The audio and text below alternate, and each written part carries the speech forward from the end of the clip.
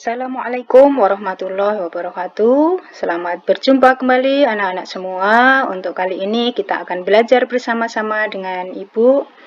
Untuk kali ini kita akan belajar bersama mengenai bilangan berpangkat atau bilangan eksponen. Capaian pembelajaran ya di kelas 10 atau di fase E ini peserta didik dapat mengeneralisasi sifat-sifat operasi bilangan berpangkat atau eksponen dan logaritma serta menggunakan barisan dan deret aritmatika dan geometri. Nah, untuk pertemuan saat ini kita akan membahas mengenai bilangan berpangkat atau bilangan eksponen. Ya, tentunya ini sudah pernah kalian pelajari ketika di SMP sehingga kita hanya akan mengulang saja. Ya. Tujuan pembelajaran yang kita harapkan, yang pertama, memahami konsep bilangan berpangkat, memahami sifat-sifat bilangan berpangkat, memahami cara penyelesaian operasi hitung bilangan berpangkat serta penggunaannya dalam menyelesaikan kehidupan sehari-hari. Kalian terampil dalam melakukan operasi hitung bilangan berpangkat dan memiliki sifat kemandirian, bertindak logis, tidak mudah menyerah, dan percaya diri. Ya, menggunakan matematika dalam berbagai kehidupan manusia yang beragam sehingga manusia dan perlu saling membutuhkan dan saling menghargai. Nah, ini tujuan yang kita harapkan ya. Baik, kita lanjutkan. Untuk materi prasyarat dalam mempelajari materi bilangan, ini tentunya kalian sudah pernah belajar materi ini ya.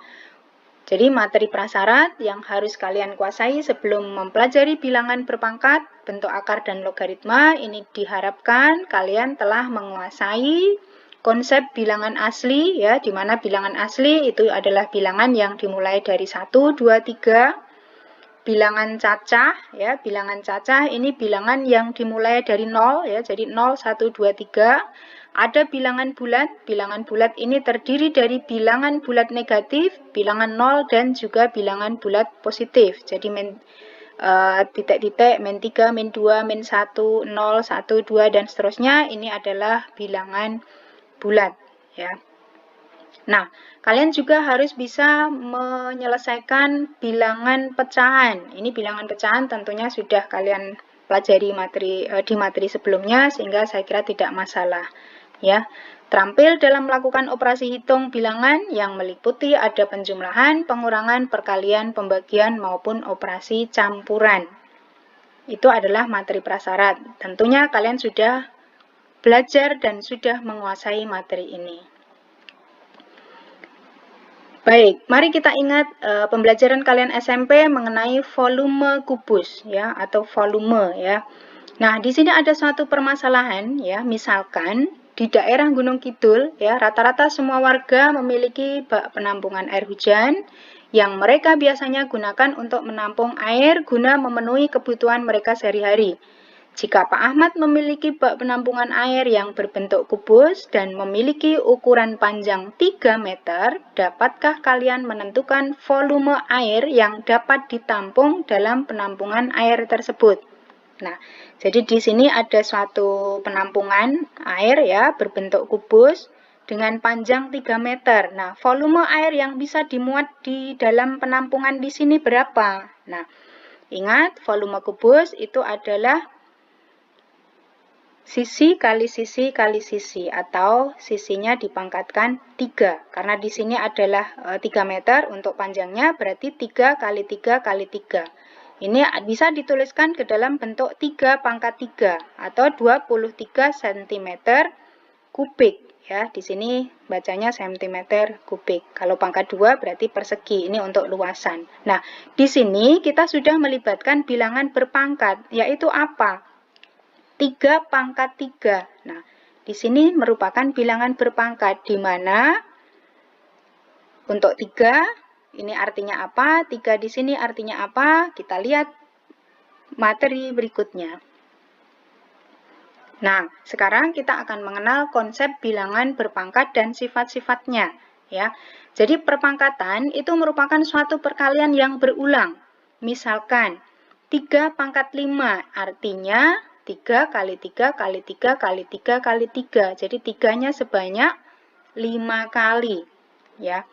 Nah, berarti bentuk umum dari bilangan berpangkat ya. Jika A adalah bilangan real, N adalah bilangan bulat positif, maka akan berlaku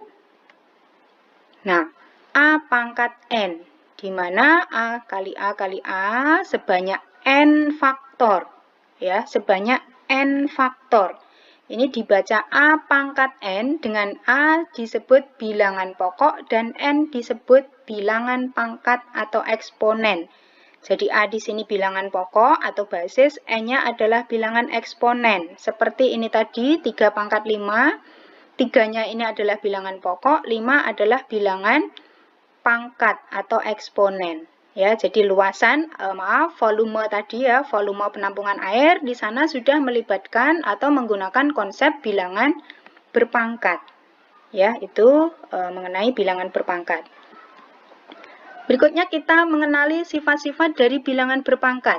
Ya, jika M dan N adalah bilangan bulat positif dan A, B ini anggota bilangan real, ya, maka A pangkat M kali A pangkat N sama dengan A pangkat M ditambah N. Nah, ini akan berlaku sifat seperti ini.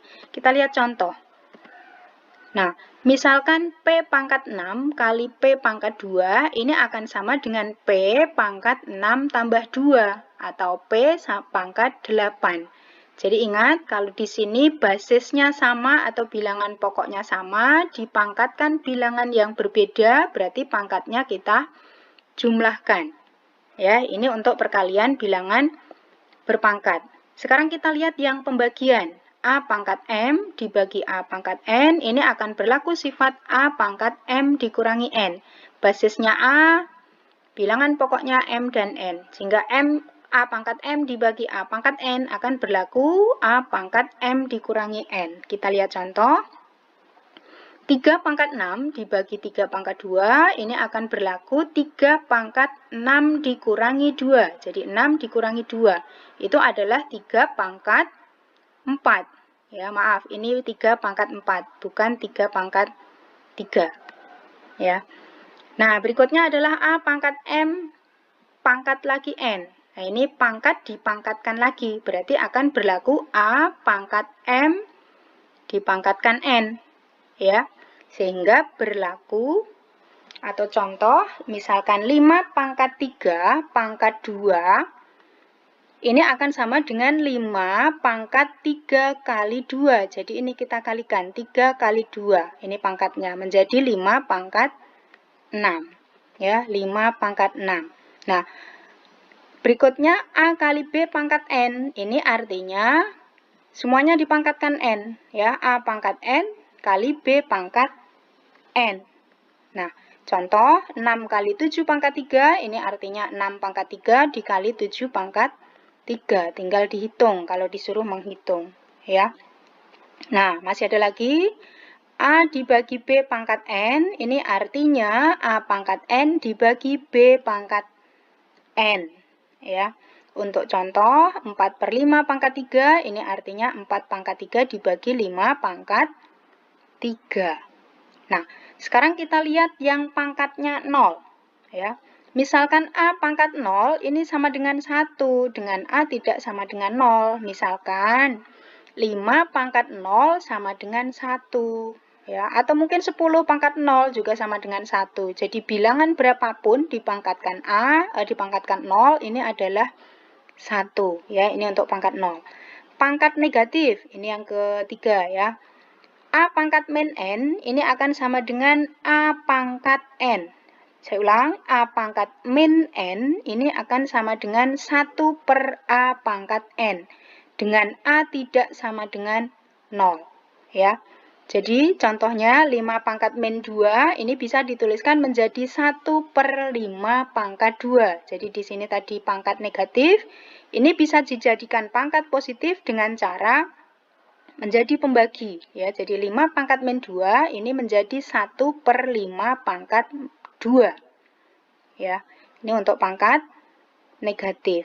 Nah, sekarang pangkat pecahan, misalkan A pangkat M dibagi N, artinya A pangkat 1 N dipangkatkan lagi M.